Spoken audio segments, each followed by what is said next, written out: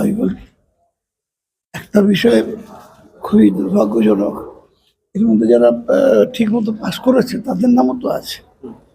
গোটা লিস্টটাকে বাদ দিয়ে দেওয়াটা আমার মনে হচ্ছে না ঠিক সুবিচার করা হয়েছে এতগুলো মানুষের প্রতি। যদি কারো নামে অভিযোগ থাকতো বা প্রমাণিত হতো যে পাইনি নাম্বার, তার ক্ষেত্রে সেগুলো যদি ইন্ডিকেট করে দেওয়া হতো, তাদেরকে বাদ দিয়ে দেওয়া হতো। অ্যাজ এ হোল টোটাল লিস্টটাকেই বাতিল করে দেওয়াটা আমার মনে হয়নি ওটা মানে সুবিচার করা হয়েছে বা মানবিক দৃষ্টিভঙ্গিটাকেও সঙ্গে রাখা হয়েছে। কোনো বিচারে এরকম হয় না যা মানবিকতা থাকে না তার মধ্যে, মানবিক দৃষ্টিভঙ্গিটাকে রাখা হয়নি।